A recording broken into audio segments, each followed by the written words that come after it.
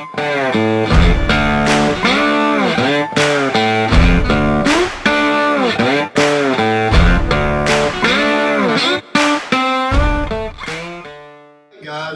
welcome back to the full court. We've got a full day of it today. This is the day we're going to run our sour mash. As you can see down here in the floor, we got some big, beautiful apples straight out of the orchard. We drove up to the orchard yesterday and got these from a local farmer that has an orchard. He has a peach orchard and apple orchard. We got them from him. We've got our malted 6-row. We got our sugar. We're going to be cooking these apples down and showing you how to make a real mountain apple brandy mash today. Like I said, our corn mash is done. If you come over and look at it, you'll see that the cap is dropped on it. And that tells me that the gravity can't support anything floating in it anymore, so it's done. You'll see a bubble or two, but that's just trapped carbon dioxide in your grain in the bottom. This mash is completely done. It finished up yesterday, and I've let it sit. You can see it's kind of cleared up some. So we're going to be pumping this over in the still. I'm going to be showing you about the still, running the still, some safety tips around the still. We're going to be going over this run that we make today and making an apple brandy mash. So y'all sit down, come on back in here with us, and we'll see you here in a minute. Guys, we're going to be lighting our still now. I've got all my mash pumped over. That's something I was going to show you right here. You look down in this mash barrel. I left just a little bit of mash on top of my grain. I don't know if y'all can see that or not, but I left a little bit of mash right on top of my grain, and that's going to hold that grain in the bottom of that barrel until we sour mash this tomorrow after everything cools down. It's going to ensure nothing's going to be growing in there or anything. That there's going to hold my grain in the bottom of my mash barrel for my sour mash. Make sure you leave a little bit of mash in there. Out of that 50 gallons, we probably put 46 gallons in the still, which is plenty enough to do a run. Right now, we're going to light the still. Make sure you turn your propane can on. This is for guys that run propane. I know some of you run electric. Make sure your connection is tight. Inspect your hose. Turn that on just for a second to make sure you're getting propane to your burner. At this time, we're going to light the still. I always light my torch or something, if it'll light. I always light my torch and hold it on my burner before I ever turn this on. So we're going to turn that on just a little bit till it lights. Miss Real Deal come over here and show you under my still the size of my flame.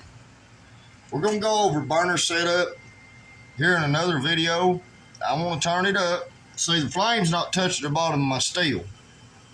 We're going to run it about right there, which is about a quarter of the way open. As that gets hot in there, that flame's going to get lower. As it gets hot and the oxygen gets burning good in it, it's going to come down away from the bottom of my still. Something else I got to show you up here, guys, is if you're running a banjo burner or whatever burner, I always suggest getting a banjo burner. We're going to go over burners in a different video.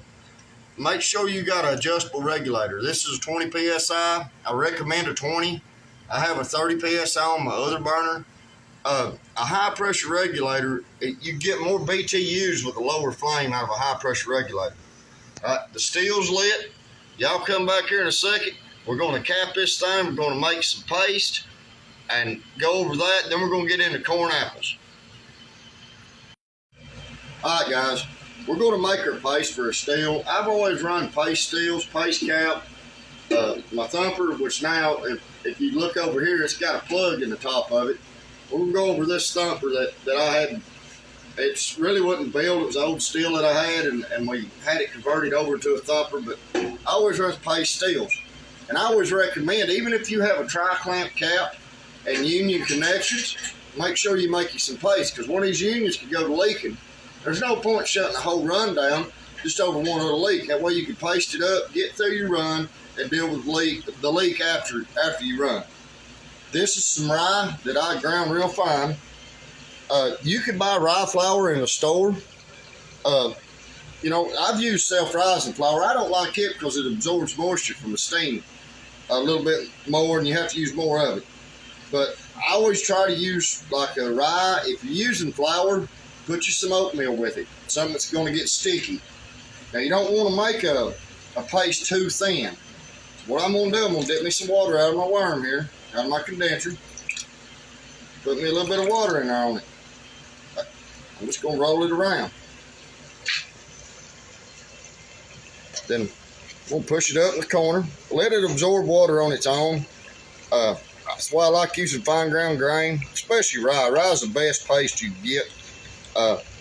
You can put a little bit of oatmeal with this, but see I still got some dry grain there? Add a little bit. Don't add too much water. But you can always add back to it. And I'm just going to pack that up the side like that. I can feel it getting sticky. I'm going to take it. I'm just going to make me a ball out of it.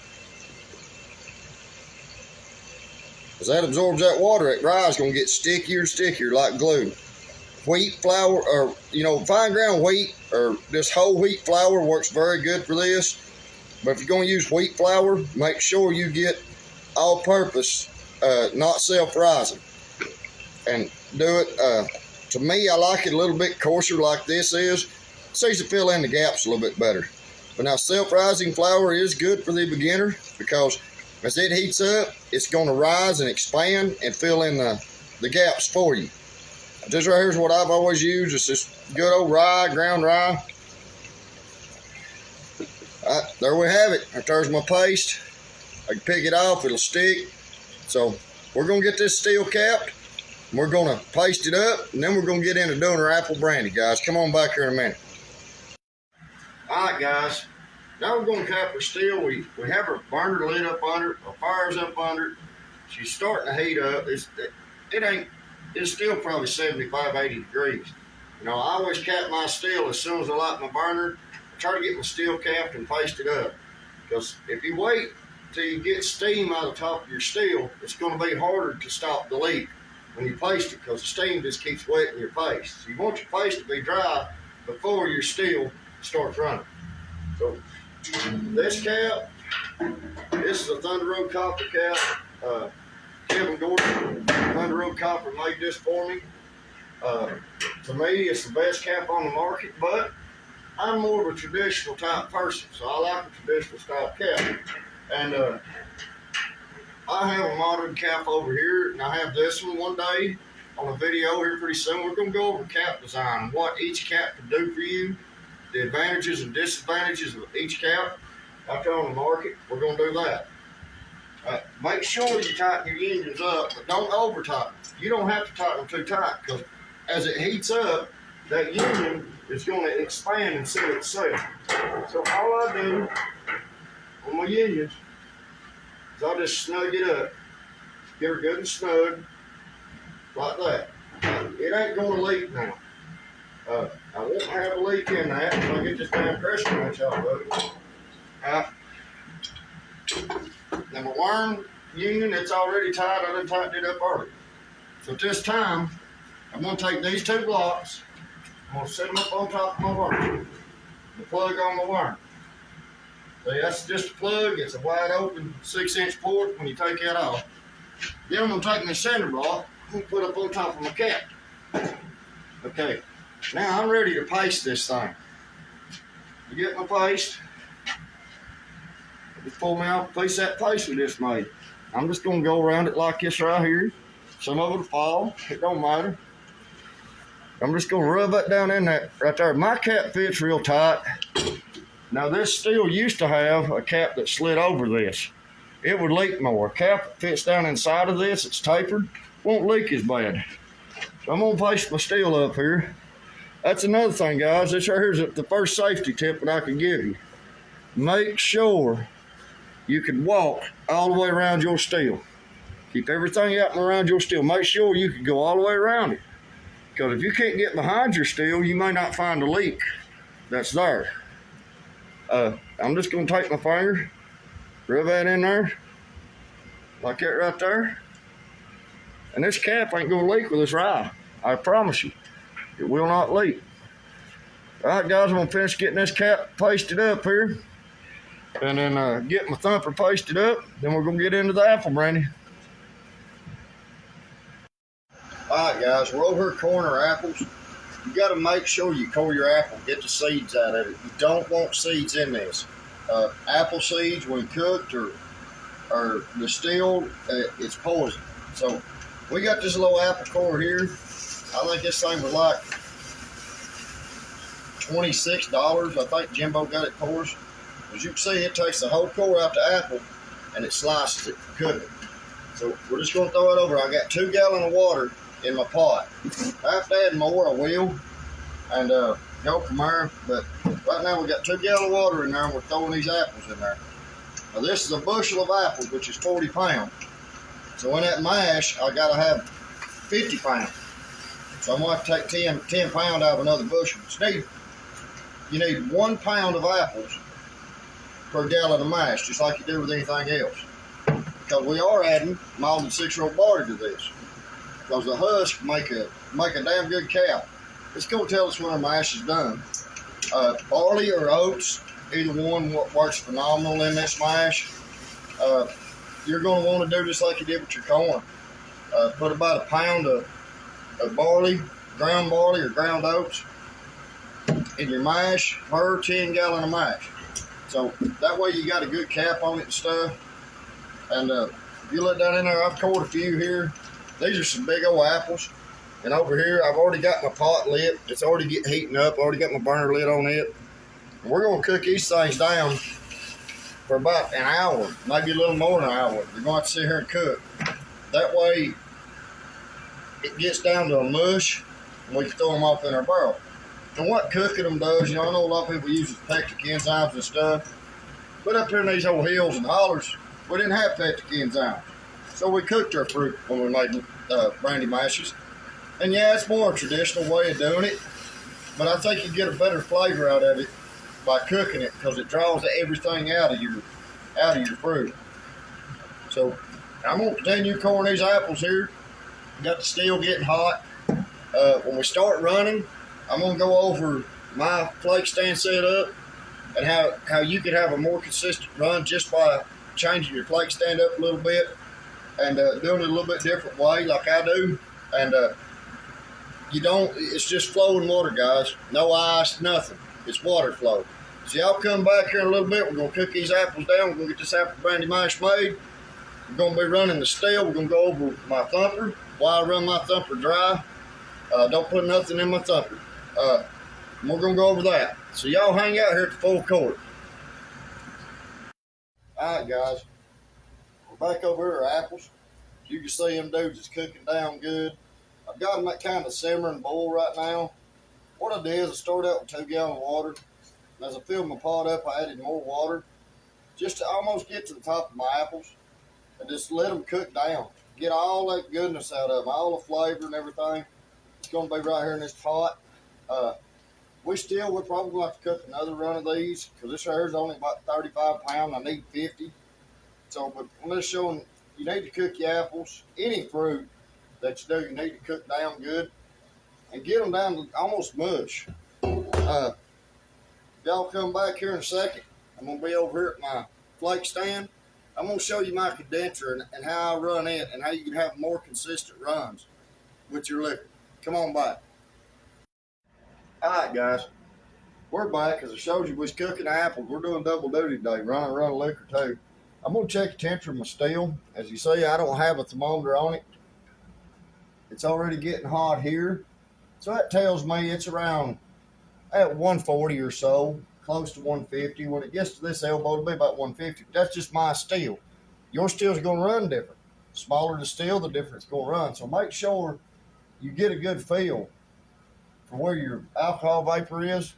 And you can't touch the steel at this time. So I know it's around 150 because it's right here. It's not going to run at 174 degrees. With the thumper, you're probably looking at 190 to 200. Sometimes I'll start running at 200. Now my thumper, I don't never run anything in my thumper. I use it as a slopper box only. The thing about running stuff in your thumper, if you put a whole lot of solids in there with liquid and that liquid starts building up, because we're going to get into that when I talk about the caps in a future video, and then you start boiling, you can get solids up in here going to your worm at this 90, and it'll plug your still up, and you basically got a ticking time bomb. If I ever put anything in my thumper, just say I want to run some high proof liquor, I'll put high shots and some 100 proof in there. But for the most part, I run it empty, especially on my brandies. And, I see posts a lot of times, people say, well, I put peaches in my thumper and a flavor didn't carry over. Well, there's a reason behind that. We're going to go over that when we run this apple brandy. Right now, we're running good old corn liquor. The mash was made. It seems to be going good. Miss Real Deal come this way. I'm sorry about my jars, guys. I forgot to buy jars. We had plenty sitting around here, so we just cleaned them up and going to reuse them. Now, this is my flake stand. I've got a 3/4 inch water hose coming in, which we have good water flow here. You have to have good water flow. We have well water, so it's cold water. It's all about water flow. If you can see, I've got an 1.5 inch drain on top. Now that drain's going to come out to a 90, and it's going to fall 3 feet and then hit another 90. Excuse me, guys. What that does, it creates its own vacuum. Water falls at 3 feet per second. Water flows at 2.5 feet per second. So with that falling 3 foot, I could run more water in and draw more water out. So I'm taking out more than I'm bringing in.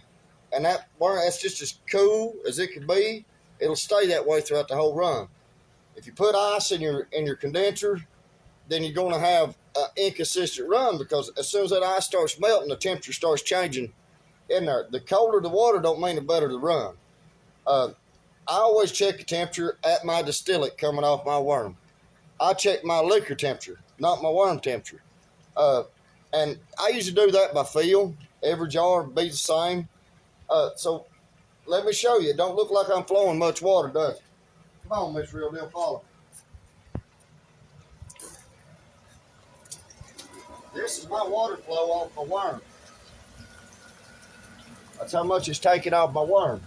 Water flow is key. If you got good water flow, you don't need ice and all that.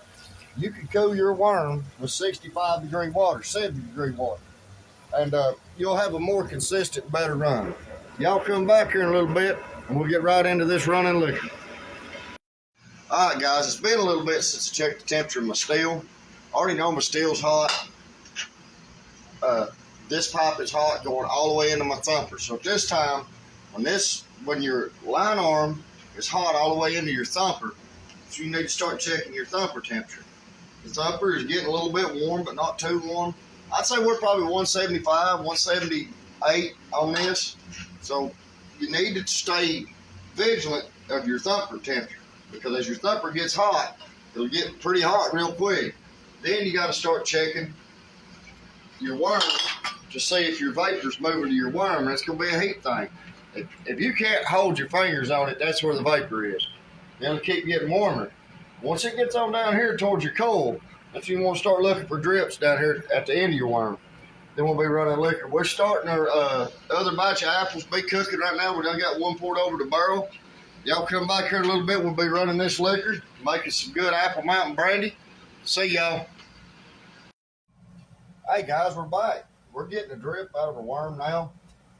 I can feel it right here, and it's getting hot, but it's not so hot I can't stand it.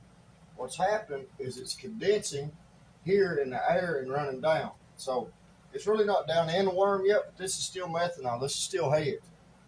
Your grain mashes is going to have more heads, more methanol than your brandy mashes will. But it don't start out. Now the drip, I don't know if you can see the drip or not, but the drip's getting a little faster and faster. It just don't start out running like they show on TV and stuff. You'll start out dripping like this. It'll eventually get to where it's running here in just a minute, but it's coming on. We'll make it start running. On my heads, I try to run 2 ounces per every 5-gallon mash. So say you're running a 10-gallon mash in a still, then you need to pull off 4 ounces of heads for that run and dump them out. Don't keep them nowhere near you. Just dump them. I'll dump mine out in the worm and let it run down the hill. But y'all come back here in a minute. I'll show you how much heads are pulled out. We'll start our first quart of this run.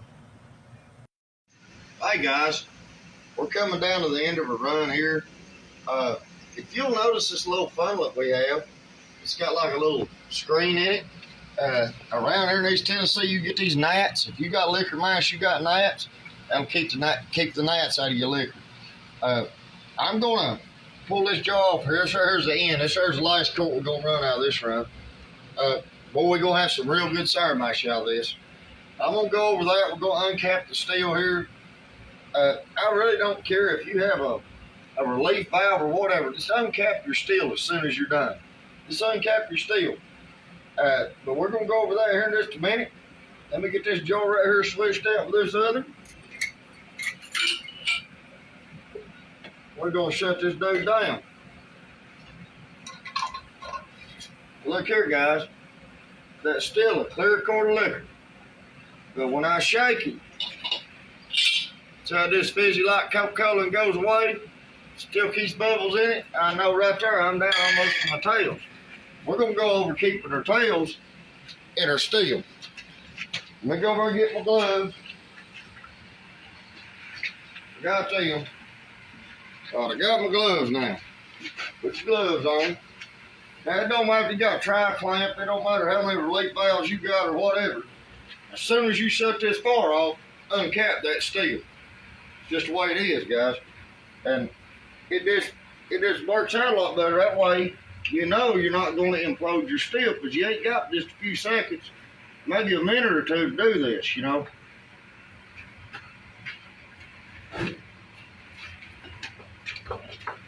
Break your line loose right here. Hey guys, we do this shit in real time. Sometimes things happen. Break your line loose right here.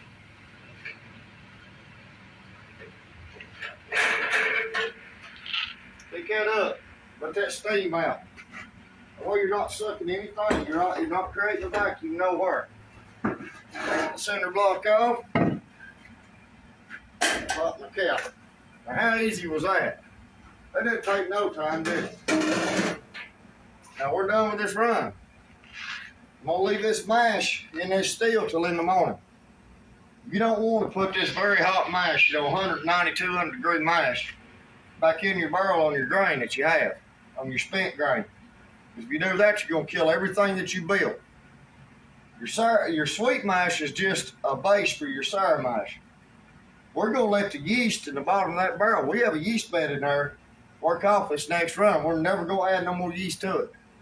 Y'all stick around, we're gonna do our apple brandy next. Come on back. All right, guys, we're back. We're gonna be building our mountain apple brandy mash now. I've done poured one pot full of apples over in here and added 25 pounds of sugar.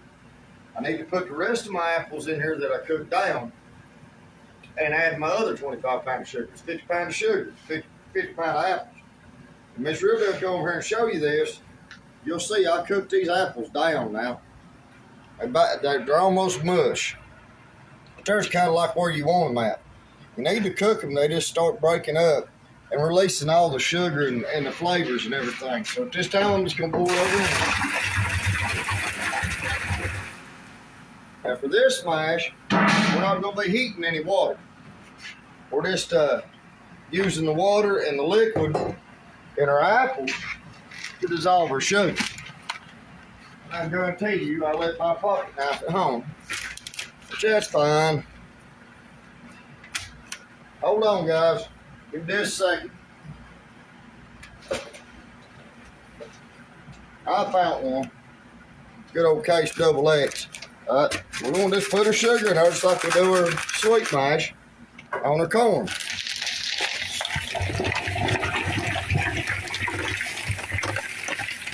And them apples still hot now. They're hot. All right. Sugar's in there. All we're going to do is just stir it to dissolve the sugar. Right, I'm going to dissolve my sugar, my apples right here. Make sure you cook those apples real good. This kind of turn reddish pink looking with the red apples. But you got to make sure you cook them apples real good and get them good and soft. Y'all come back here in a minute. We'll be making some mash. All right, guys. We're over here at apple brandy mash, mountain apple brandy. Right now, I'm filling it up full of cold water. Use what you cook with your apples. Make sure you fill that up with your apples full of water and let them cook way down. Get all that good apple flavor out in that water. You dump apples, water, and all off in your barrel, or whatever you're using to mash in. Then you do it just like the corn mash. Take your water hose, you look over here, I'm putting a whole bunch of oxygen in this mash.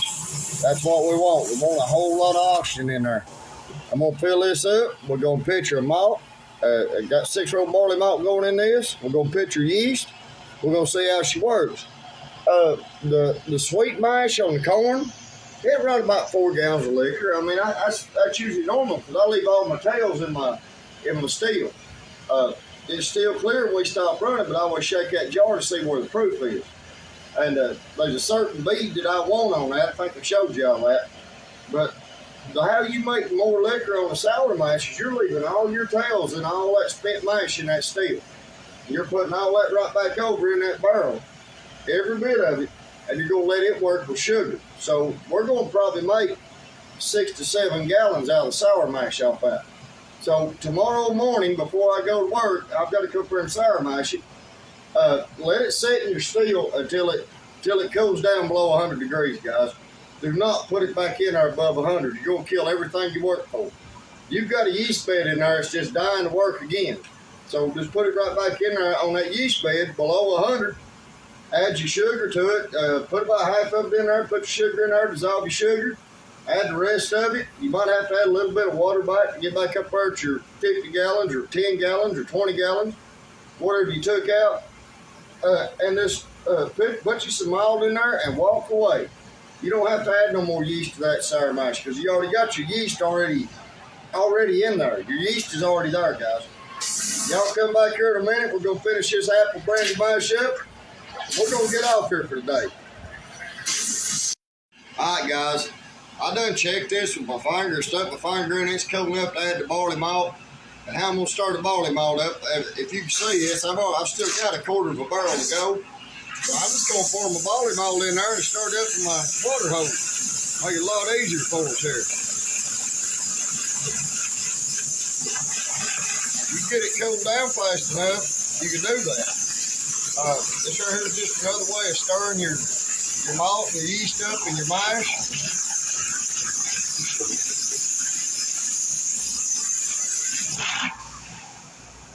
Oh yeah, that's good enough. Yeah. Right now I'm gonna pitch my yeast.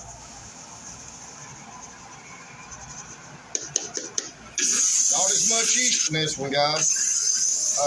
About 3 to 4 ounces per 50 gallon. So I'm gonna stir my yeast up with my water hose right here.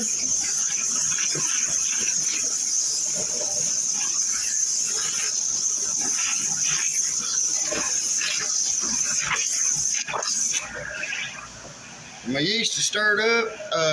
Before I go to the house this evening, I'm going to show you how it's working. We're going to go over it and talk to you a little bit more about your sour mash, what you need to prepare for there. Make sure you uncap your still as soon as you're done. Don't worry about your liquor. Don't worry about what you run, how it tastes, nothing. Uncap your still because that is a tool that you're going to need later. You can always make more liquor, more mash. It's kind of hard and expensive to make another still, you know. So make sure you uncap it first thing, just like I did. All right, guys, we're at 50 gallons. Now, how hard was that mountain brandy mash to make? I just put some malt and 6-year-old in there. If you come over and look, the husk is already floating. See them husk off that barley? Look at there. You're talking about a cap on some brandy now. That's my cap. It's going to keep all the bad stuff out and let my apples work good. And that malt's going to give me a good nutrient for my yeast. We're going to give it an hour or two.